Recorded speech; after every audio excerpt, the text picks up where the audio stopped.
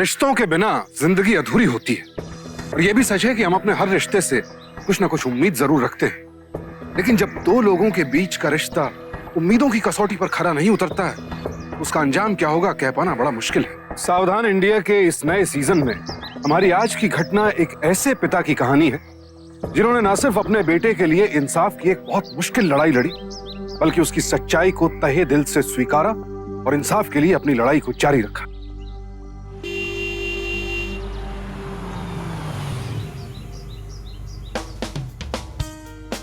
भाई, हाँ रुक रुक, आ रहा हूं मैं।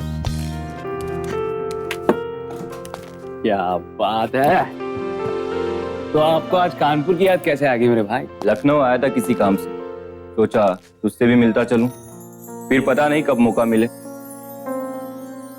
अरे भाई ऐसे मत देख यार, मुंबई हो या कानपुर, ये बैचलर का कमरा तो ऐसे ही होता है ना।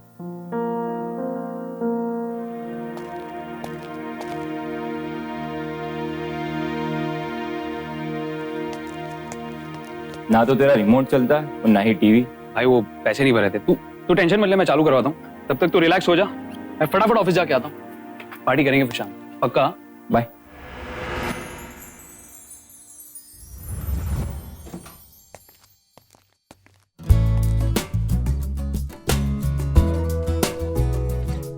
वाह भाई, तूने तो कमरे का नक्शा ही बदल दिया यार। ये सब तेरी वजह से हुआ है। ना तू ऑफिस से लेट आता और ना ही मुझे कमरा साफ करने का वक्त मिलता। सॉरी, लेकिन अभी तो पूरी शाम बाकी है ना भाई। सॉरी, 6 बजे मुझे अपने एक फ्रेंड से मिलने एक्सेल इंस्टीट्यूट जाना। मतलब तुम यहाँ पर मुझसे नहीं अपने दोस्त से मिलना है? और ये कानपुर में पढ़ने वाला स्टूडेंट तुम्हारा दोस्त कहाँ से हो गया? 5:30 बज गए, मुझे इंस्टीट्यूट जाना। चल चल चल चल जल्दी। अबे यार तेरा चक्कर भी अजीब है यार, कुछ समझ में नहीं आता मुझे। तू बार बार आता है तो नए दोस्त बना लेता है हर बार। यार जैसे तुझे दारू और खाने का शौक, हाँ वैसे ही मुझे नए दोस्त बनाने का। तो बनाओ यार, नई नई लड़कियां बनाओ, नई नई गर्लफ्रेंड बनाओ, नई नई, मतलब हमें भी कंपनी मिल जाएगी, तू समझ रहा है ना? हाँ हाँ, चल आगे से राइट ले। हे ब्रो, बस और कुछ नहीं, ड्रॉप आ गया। सी यू वेरी सून। हाँ इधर ही लगा। Hey, call you back. चल, bye. Just look at you, man. Hey, hi. How are you? So, अरे हाँ, मैं तो भूल ही गया। My cousin अंकुश। हाय। तो क्या प्रोग्राम है तुम लोग? पास में एक रेस्टोरेंट में बैठेंगे, दारू शारू पिएंगे और क्या। तुम लोग एंजॉय करो, लेकिन आ जाना घर पे, मैं पिक करूंगा थे। See you soon, man. Bye bye.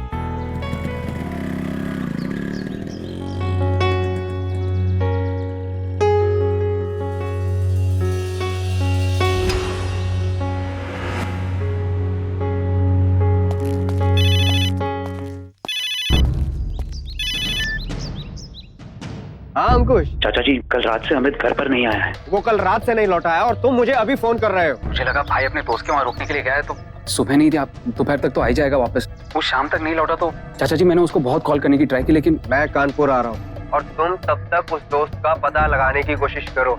ठीक है चाचा जी। क्या वजह हो सकती है कि अमित अभी तक वापस नहीं लौटा?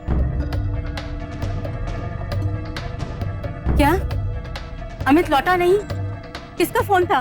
तुम कानपुर जाने की बात कर रहे थे। अरे अमित तो लखनऊ है ना, कुछ बोलती क्यों नहीं? तो तुमने अपने भाई को कैंपस के पास उसके दोस्त के साथ छोड़ा? हाँ सर। भाई के दोस्त से मिले लेकिन उसका नाम नहीं पूछा। क्या समझते हो तुम कि तुम जो बोलोगे उस पर हम लोग विश्वास कर लेंगे? सर अमित मेरे सगे भाई जैसा है, मैं उसके साथ कुछ गलत क्यों करूंगा सर? सर मुझे अपने भतीजे पर कोई शक नहीं है। देखिए, इसको उस लड़के के बारे में ज्यादा कुछ पता नहीं है, इसलिए सबसे पहले हमें उस लड़के का पता लगाना होगा जिसके साथ आपके बेटे को आखिरी बार देखा गया। तो तुम्हें नाम नहीं पता, शक्ल तो पता है ना? सर मैं देखकर पहचान लूंगा सर उसको। उनके बेटे की फोन की कॉल डिटेल्स निकलवाओ, हो सकता है उसमें उसके उस दोस्त का नंबर हो। सर कैंपस जाते वक्त भाई ने उसके साथ बात की थी सर। सर उसके नंबर से उसका पता ढूंढ सकते हैं सर। सर वो ब्लैक टी शर्ट।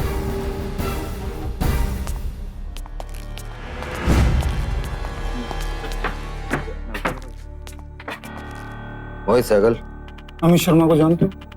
परसों मिलने आया था तुझसे। हाँ लेकिन परसों तेरे से मिलने के बाद गायब है वो। अरे मुझे नहीं पता, आप लोग इस तरह मुझसे। घबरा मत, चल पूछताछ के बाद छोड़ देंगे। चल। अरे अरे मेरी बात सुनिए अमित। अरे अरे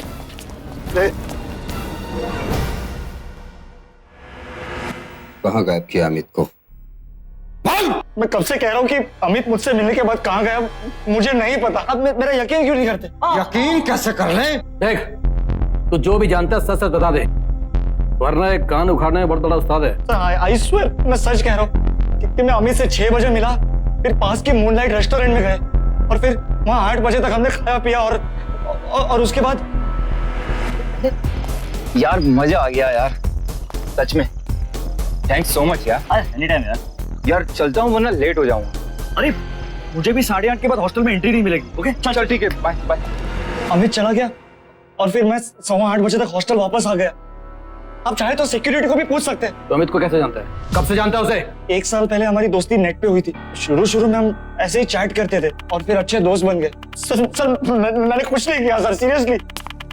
सर हमने इंस्टीट्यूट के सिक्योरिटी से पता किया, उसने बताया कि ये लड़का परसों शाम को करीब 6:45 बजे कैंपस से बाहर गया और रात को करीब 8:15 बजे वापस आया, लेकिन इसके साथ में कोई दूसरा लड़का नहीं था।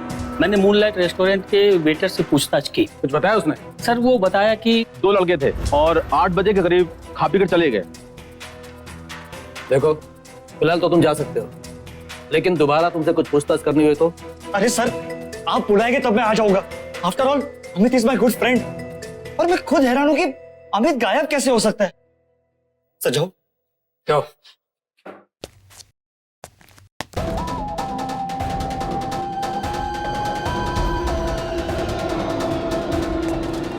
देखिए सर, मुझे लगता है कि वो लड़का झूठ बोल रहा है। मोहित पर शक करने की कोई तो खास वजह होनी चाहिए। इसीलिए तो मैं आपसे कह रहा हूँ कि आप एक बार उस इंस्टीट्यूट की तलाशी करवाइए प्लीज। जब आपका बेटा इंस्टीट्यूट के अंदर गया ही नहीं, तो फिर किस बिना पर हम उसे इंस्टीट्यूट के अंदर तलाश करें?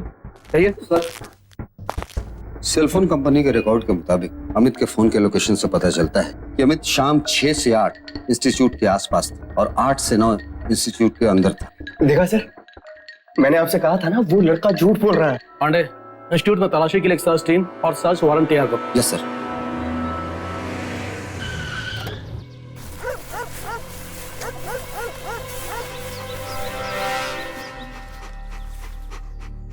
सर यहाँ पे हड्डी मिले। हड्डी?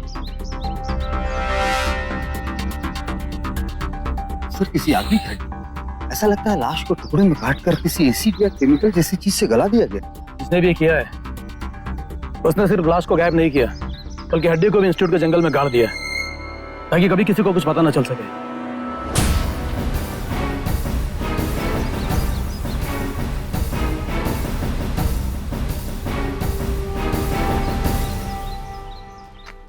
इस घड़ी को पहचानते हैं? थैंक्स पापा। अरे मेरा बच्चा, थैंक यू भाई। मेरे बेटे ने यूनिवर्सिटी में टॉप करके माँ बाप का नाम रोशन कर दिया।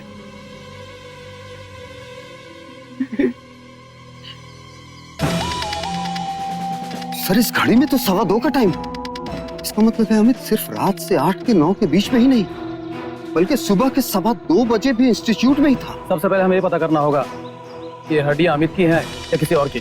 तुम एक काम करो, हड्डियों को डीएनए रिपोर्ट के लिए भिजवाओ। सारी हड्डियों को उठाओ। तब तक हम लोग उस मोहित से सच गुलवाएंगे।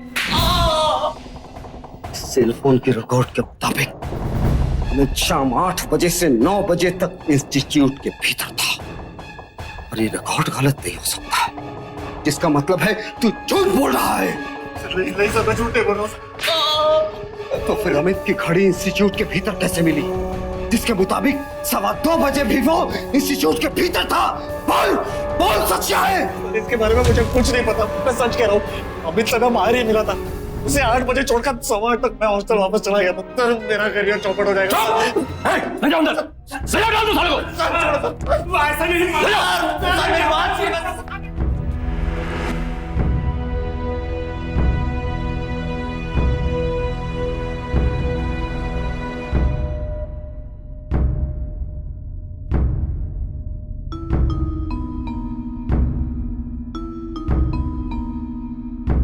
चाचा जी, चाय।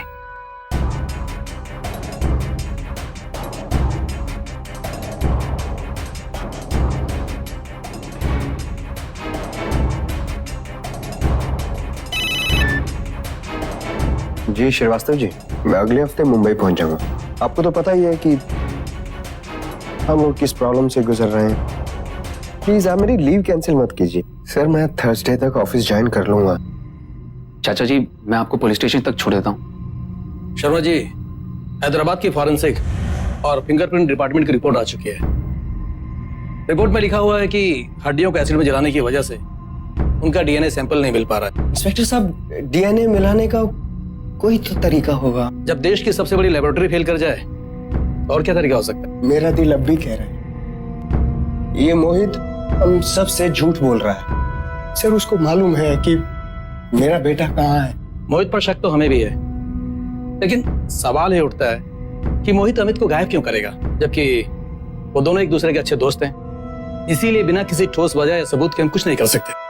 सर, जिस इलाके में शर्मा जी का भतीजा रहता है, अब उसी इलाके के पुलिस स्टेशन में इस केस को ट्रांसफर करने का ऑर्डर पास हुआ है। एक तरफ जवान लापता बेटे की तलाश और दूसरी तरफ केस दूसरे पुलिस स्टेशन में ट्रांसफर होने की खबर, ऊपर से पराया शहर। ऐसे में इंसाफ की लड़ाई लड़ना बेहद मुश्किल हो जाता है। लेकिन यह जानते हुए भी मिस्टर शर्मा ने हिम्मत नहीं हारी। जिस तरह से मोहित ने अदालत में अपील करके अपने लिए बेल हासिल की थी, वैसे ही मिस्टर शर्मा ने भी अदालत का दरवाजा खटखटाया और इलाहाबाद हाईकोर्ट से अपील की कि वो केस का ट्रांसफर रोक दे। एक पिता की मजबूरी को समझते हुए कोर्ट ने यह केस वापस कल्याणपुर थाने के सुपुर्द कर दिया और साथ ही साथ मिस्टर शर्मा की अर्जी पर एक्सेल इंस्टीट्यूट के कैंपस से मिली हड्डियों के डीएनए की जांच फिर से करने के आदेश दिए। ये एक पिता के लिए उनकी पहली जीत थी और इस बार हड्डियों की जांच करने पर डीएनए की पुष्टि भी हो गई। शर्मा जी, सिर्फ आपकी कोशिशों की वजह से ही आज इंस्टीट्यूट से मिली हड्डियों की डीएनए रिपोर्ट हमारे सामने है। लेकिन शर्मा जी, रिपोर्ट के मुताबिक डीएनए रिपोर्ट मैच नहीं करती ना? जी शर्मा जी, रिपोर्ट के मुताबिक हड्डियों की डीएनए सैंपल आपके सैंपल से मैच करती है, यानी कि वो हड्डियां आपके बेटे की है। शर्मा जी, बैठिए प्लीज, बैठिए बैठिए, आइए।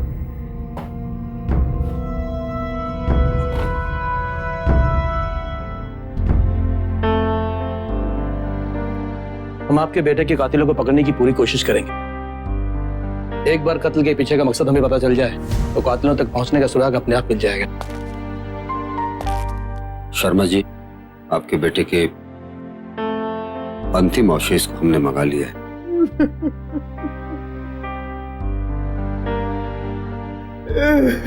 शर्मा जी, अस्थियां ले जाने के लिए यहाँ साइन कर दीजिए।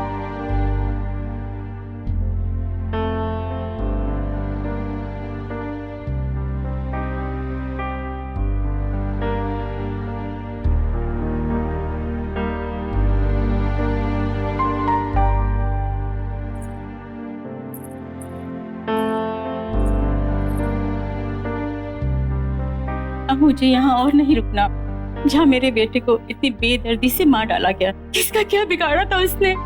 चलिए आप भी यहाँ से, पुलिस अपना काम कर रही है ना। तुम जाओ मुंबई, मैं इस बात को बीच में छोड़कर नहीं जा सकता। जब तक हमारे बेटे को इंसाफ नहीं मिल जाता मैं चुप नहीं बैठूंगा।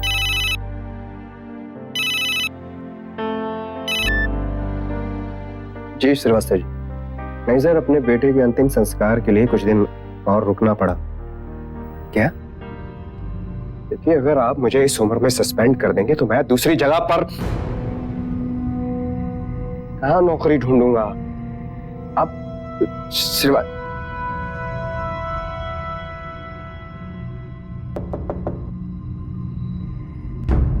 कुछ पता चला आप लोग को हमारे बेटे को किसने मारा? जी नहीं, मैं आप लोगों को ये बताने आया हूँ कि पहले तो पुलिस स्टेशन से इस केस को ट्रांसफर करने की कोशिश की गई और अब मुझे इस केस से ट्रांसफर किया जा रहा है।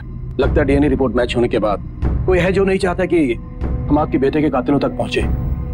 अपनी नौकरी, अपना सब कुछ खोना पड़े तो भी मैं अपने बेटे को इंसाफ दिलवा कर रहूंगा। मिस्टर शर्मा हारने वालों में से नहीं थे। उन्होंने एक बार फिर से अदालत का दरवाजा खटखटाया और केस की जांच सीबीआई को सौंपे जाने की मांग की। अदालत ने उनकी अर्जी को मंजूरी देते हुए ये केस सीबीआई के सुपुर्द कर दिया।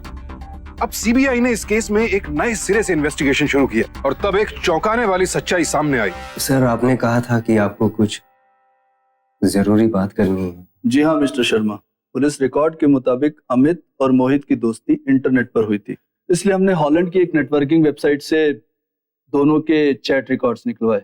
वो दोनों एक गे इंटरनेट वेबसाइट पर मिले थे। इसका मतलब है कि दोनों के बीच समलैंगिक रिश्ता था।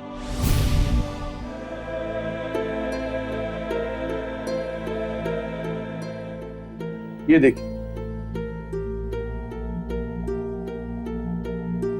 मोहित और दूसरे लड़कों के साथ अमित के फोटोग्राफ्स हमने अमित के इंटरनेट अकाउंट से ही डाउनलोड करवाए हैं। मैं समझ सकता हूं कि इस सच्चाई को जानने के बाद आपके दिल पर क्या बीत रही है, लेकिन इसी सच की बदौलत आपके बेटे के कत्ल की असली वजह अब हमारे सामने है। हमें लगता है कि अमित को मारने वाला कोई और नहीं, मोहित ही है। मोहित को वैसे Excel Institute of Engineering and Technology पास हुए 6 महीने हो चुके, पर अभी वो कहाँ है ये भी पता चल जाएगा। मैं नहीं मानती सीबीआई रिपोर्ट को। अगर लोगों को ये बात पता चलेगी तो क्या जवाब देंगे हम किसी को? दुनिया वालों को जो बकना है बके। हमारा बेटा जैसा भी था वो किसी से कम नहीं था। वो अच्छा बेटा होने के साथ साथ अच्छा इंसान था। चाचा जी, वो मोहित का पता चल चुका है। वो चंडीगढ़ के किसी मैनेजमेंट इंस्टीट्यूट में पढ़ता है। सीबीआई ने उसे हिरासत में लेकर उससे उसका जुर्म कबूल करवा लिया है। मैं अमित को नहीं मारना चाहता था। अमित मेरा भी दोस्त था। हमने सोचा कि रेस्टोरेंट में खा पी कर मैं उसे चुपके से हॉस्टल के रूम में ले जाऊंगा, जहां में देखने वाला कोई नहीं होगा।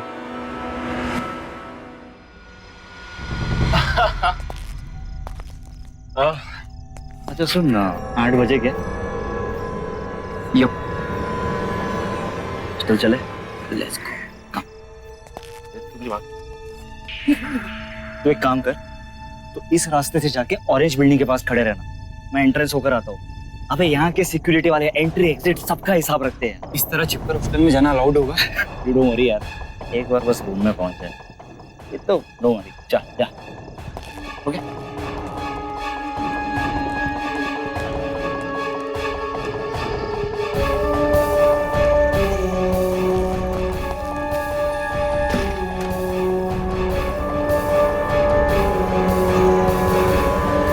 अब हमें कोई डिस्टर्ब नहीं करेगा। या come here. Hey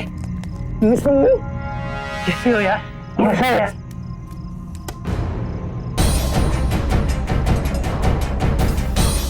hi, I am Savvy and you are? Amit Sharma. अब याद आया, मोहित के साथ मैंने तुम्हारे फोटोज देखे। Anyways you guys carry on, मैं मोहित से बाद में मिल लूंगा। बाय।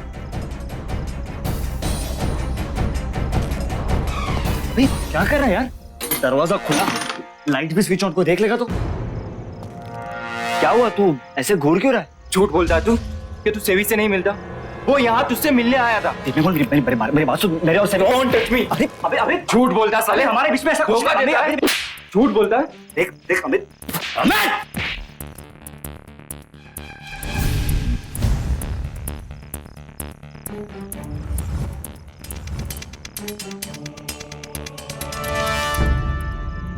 यार, मैं इसे जान से मारना नहीं चाहता था। सच कह रहा हूँ, ये गलती से मर गया। इसकी लाश का कुछ करना होगा वरना सबको पता चल जाएगा यार। डोंट वरी, मैं एक ऐसी जगह जानता हूँ जहाँ में हमें बहुत सारे ऐसे मिलेंगे। ऐसे? मेरी बात सुन, हम लाश को ऐसे गायब करेंगे कि किसी को पता नहीं चलेगा। लेकिन पहले इसका सेलफोन हटाना पड़ेगा।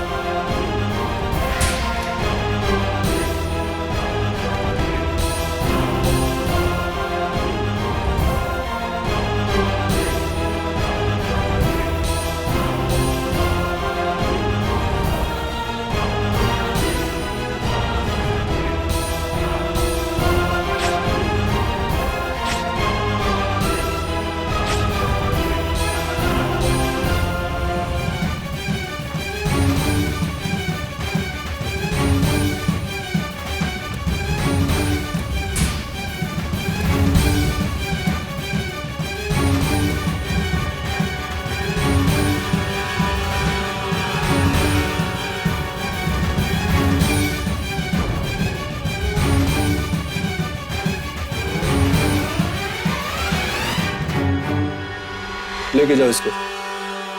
चलो। आपने बहुत हिम्मत दिखाई मिस्टर शर्मा। अगर हर माँ बाप आप जैसा हो तो उनके बच्चे जिंदगी की हर कठिनाई का सामना कर सकते हैं। सीबीआई के सीनियर इंस्पेक्टर कमलनाथ पाठक ने बहुत सही बात कही। ये अमित की झिझक ही थी जो उसे अपनी सच्चाई छुपाने पर मजबूर कर रही थी। काश कि अमित ने अपने घर वालों को अपने बारे में ठीक से बताया होता, शायद आज उसकी जिंदगी का ये अंजाम ना होता। अमित जैसा भी था, मिस्टर शर्मा को तो अपना बेटा हर हाल में प्यारा था और वो उसे इंसाफ दिलाने के लिए अंत तक लड़े। अपना कहा ही उन्हें जाता है जो आपके मूल स्वभाव को पूरी तरह से स्वीकार करें।